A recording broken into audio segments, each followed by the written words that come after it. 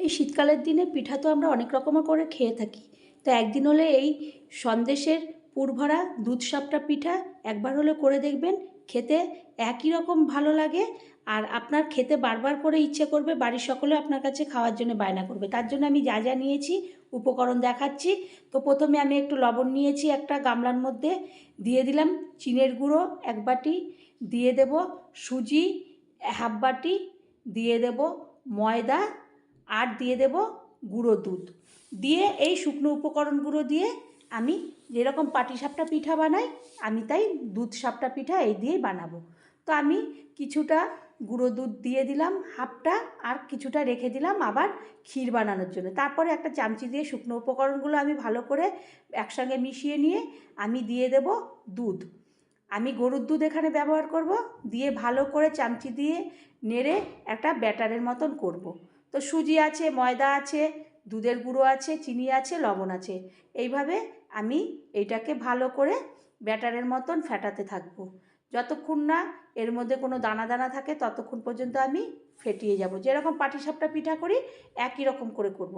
চ্যানেলটি সাবস্ক্রাইব না করলে সাবস্ক্রাইব করবেন, লাইক শেয়ার কমেন্ট করবেন, পাশে থাকা বেল বাটনটি টিপে, তাহলে যে কোনো রেসিপি আপনাদের কাছে আগে পৌঁছাবে। এরপর একটা ছোট্ট ডাব্বু হাতা নিয়ে নিলাম। নিয়ে আমি এবার ডাব্বু হাতার পেছনটায় দেখলাম যে হ্যাঁ, ব্যাটারটা একদম ঠিকঠাক হয়েছে। আমি হাত দিয়ে যে ঝরেও পড়ছে না, আবার লেগেও খুব থাকছে না। এদিকে একটা ফ্রাই প্যান বসিয়ে দিলাম। ওর মধ্যে একটা আমি তেল ব্রাশ করে দিলাম।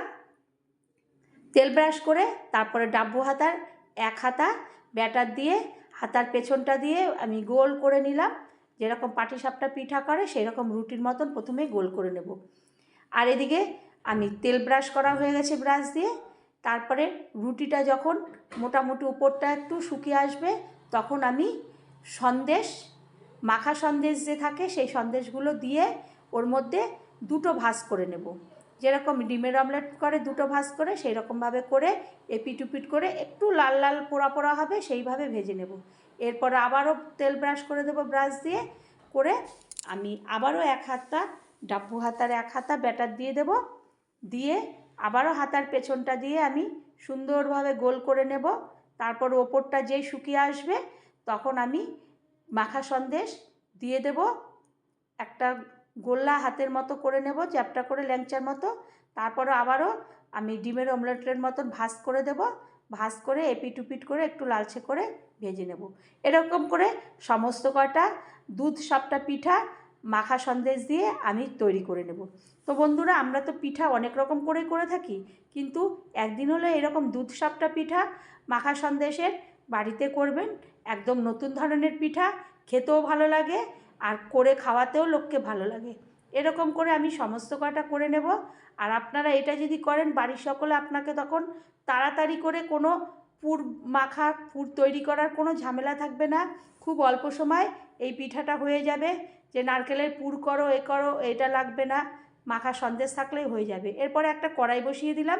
কড়াইয়ের মধ্যে 1 বাটি দিয়ে দিলাম আমি চিনি। চিনিটাকে দিয়ে আমি এরপরে গলাবো। ওটাকে আমি ক্যারামেল তৈরি করব।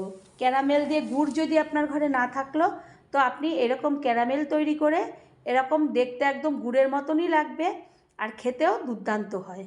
তো তারপরে আমার ক্যারামেলটা দুধে এই চিনি দিয়ে তৈরি হয়ে গেল।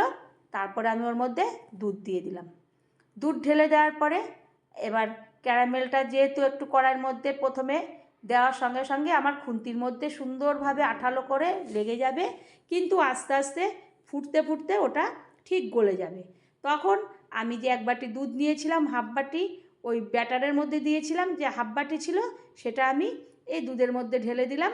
আমি এটা ক্ষীর তৈরি করার জন্যে, এটার মধ্যেই তো আমি এই পিঠাটা ভেজাবো দুধের সাপটা, তার জন্য। তারপরে এলাচ দিয়ে দিলাম দুটো, মুখ ফাটিয়ে দিয়ে এরপরে আমি ভালো করে কড়াই চারপাশ থেকে দুধের সরগুলোকে খুন্তির সাহায্যে কাছিয়ে নিয়ে, আর দুধটা টকবক করে ফুটতে থাকবে ততক্ষণ পর্যন্ত আমি নাড়তে থাকবো।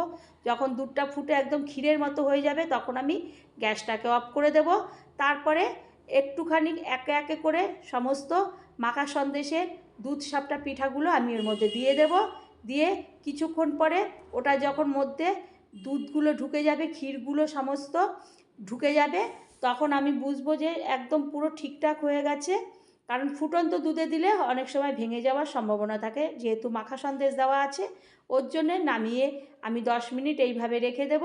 তাতে ওর মধ্যে একদম দুধ ঠুধ সমস্ত কিছু ঢুকে যাবে, ক্ষীরগুলো। এরপর একটা খুন্তির সাহায্যে একটা থালার মধ্যে আমি একটা একটা করে মাখানো সন্দেশের এই দুধ সাপটা পিঠা আমি তুলে নেব। তুলে ওর মধ্যে যে ক্ষীরগুলো তৈরি করেছিলাম সেইগুলো এইগুলো দিয়ে দেব। এই রকমভাবে সমস্ত কয়টা আমি তুলে নেব। তো বন্ধুরা, এই মাখা সন্দেশ দিয়ে দুধ সাপটা পিঠা একবার হলেও করবেন, বাড়ির সকলকে খাওয়াবেন। ভালো লাগলে আবারও কোনো রেসিপিতে দেখা হবে। ধন্যবাদ।